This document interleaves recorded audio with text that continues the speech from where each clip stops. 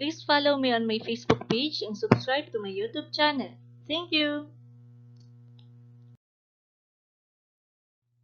So ngayon, magbibigay ako ng additional tutorial tungkol sa differential calculus at ito ay pag-uusapan natin ang inverse function rule. At sa inverse function rule, gagamitin natin ang formula na dy over dx equals 1 over dx over dy. So simulan na natin.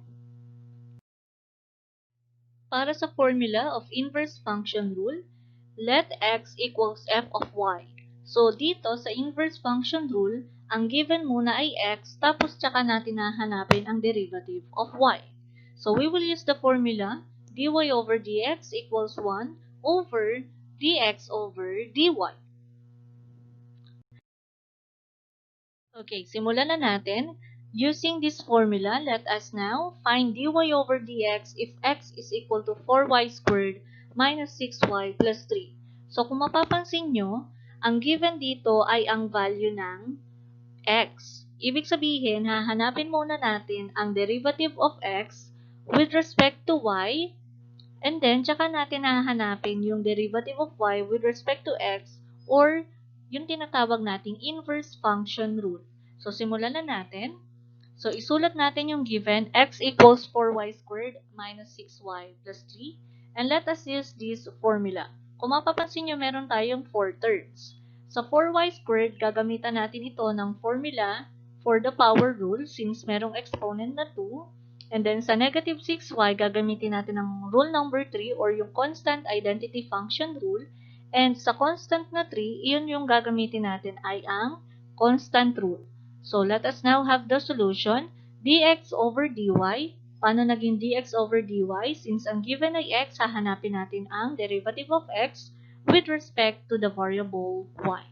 Okay, so ang 4y squared ay naging 2 times 4y raised to 2 minus 1 using the power rule. And then, let us find the derivative of 6y plus the derivative of 3.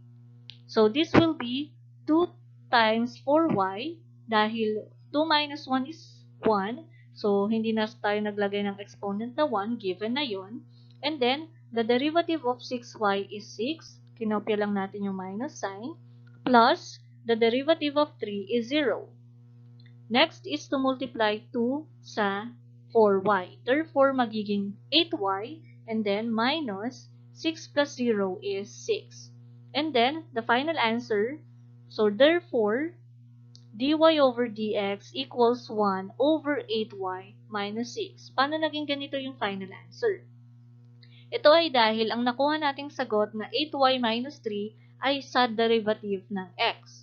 Pero ang hinahanap natin ay derivative ng y.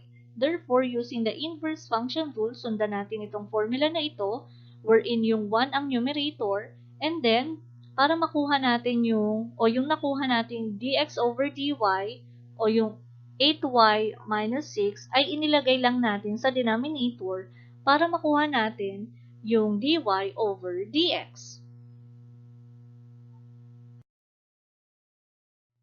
Another example, find dy over dx if x is equal to 3 over quantity of 1 minus 4y squared raised to 4th power. Okay. So, kung babalikan natin ang formula ng differential calculus or basic differentiation formulas, wala tayong matatandaan na may formula na kung saan ang numerator ay more than 1. So, kailangan alisin natin ang 3 dito by just removing here and then gagawin natin sariling whole number. So, i-write natin ang value of x and then this will be 3 times 1 over 1 minus 4y squared quantity to the 4th power. Dahil 3 times 1 ay 3. So, inalis lang natin yung 3, ginawa nating whole number. So, meron na tayong numerator na 1, gamitin na natin ang formula of number 9, which is yung reciprocal of power rule. Okay, kung mapapansin nyo, 1 yung numerator and then u raised to n, na kung saan ito yung u natin and then yung n is yung 4. So, let us use this formula. So, this will be 3 times negative 4 over 1 minus 4y squared quantity raised to 4 plus 1. Paano naging ganito yung solution? Kinopya lang natin yung 3, and then sundan natin yung formula. Since negative n ang nakasulat sa formula, so magiging negative 4 dahil ang n natin ay ang 4. Over u, ito yung u natin, yung 2 terms, raised to n plus 1 or 4 plus 1. Times, huwag pong kakalimutan ang times, du, or hahanapin natin ang derivative of 1 minus 4y squared. Dahil ang derivative ng 1 is 0 or lahat ng constant ay may derivative na 0, so simply i-cancel na lang natin yan. So ang hahanapin na lang natin ay derivative ng negative 4y squared. Okay, so magiging, kopyahin lang natin ito, 4 plus 1 is 5 times, ang derivative ng negative 4y squared ay 2 times negative 4y squared minus 1. Paano naging 2 times negative 4y squared raised to minus 1? Ito ay dahil ang derivative o makukuha natin ang derivative na negative 4y squared using the power rule. Sa power rule, nakalagay dyan n times u. So, since ang n natin ay 2, so minultiply natin ang 2 sa u. Kaya naging ganito yung resulting equation. Next is to multiply or kopyahin lang ulit natin ito. And then, multiply natin yung 2 sa negative 4y. So, 2 times negative 4y is negative 8y. And then, 2 minus 1 is 1. So, pwedeng hindi na natin yan lagyan ng exponent. Next is to multiply all the numerators. Kapag naglagay tayo ng, o lahat ng whole number ay may denominator na 1, so pwede ito maging 3 over 1 at negative 8y over 1. So, i-multiply natin lahat ng numerators. So, negative 8y times negative 4 times 3 is 96y. And then, kinopya lang natin yung denominator. Next, ang nakuha nating sagot na ito ay para sa dx over dy. Pero ang hinahanap natin ay dy over dx. So, simply, babaliktarin lang natin ang posisyon ng numerator sa denominator. Therefore, dy over dx equals 1 minus 4y squared quantity to the 5th power over 96. Last example, find dy over dx if x is equal to square root of 3y squared minus 2y. So, meron tayong square root symbol, so gamitin natin yung rule number 8, which is the square root rule. So, let us now find dx over dy equals, using this formula, 1 over 2 square root of 3y squared minus 2y times the derivative of u or derivative of 3y squared minus 2y. So, let us just bring down this fraction. And then, ang derivative ng 3y squared is 6y using the 8th rule, using the 7th rule or the power rule. And the derivative of negative 2y is negative 2 using the 3rd rule.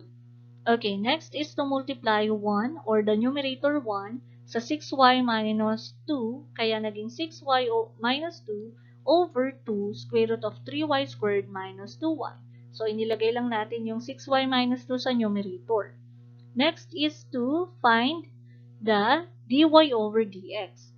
So, pagbaliktarin na natin ang posisyon ng denominator at numerator dahil ito ay sagot ng dx over dy. So, since ang hinahanap ay dy over dx, pagpapalitin nyo lang yung posisyon ng numerator at denominator. Kaya naging ganito yung final answer or yung answer. Next, kayang isimplify ang answer na ito by dividing or getting the lowest term of the numerator 2 and 6y, ganun din sa 2 at negative 2. So, 2 divided by 2 divided by negative 2 is negative 1, and then 2 over 6 ay magiging 1/3, kaya magiging square root of 3y squared minus 2y over 3y minus 1. Na-cancel na ang 2 dito dahil 2 over 6 ay magiging 1/3, so hindi na tayo naglagay ng 1 dito. Naging 3 na lang yung 6y, and then 2 divided by negative 2 is negative 1. Therefore, dy over dx is this answer. Okay, summarize na natin ang formula of inverse function rule. Using the formula, we have dy over dx equals 1 over dx over dy.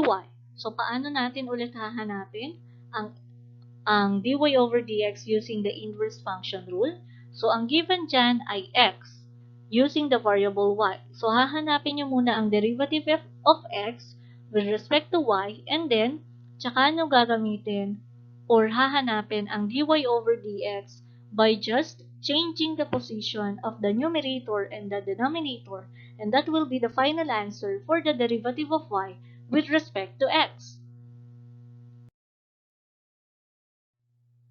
Thank you for watching. Sana ay may natutunan kayo sa video na ito. If you have questions or suggestions, feel free to comment below. Enjoy learning mathematics. God bless us all!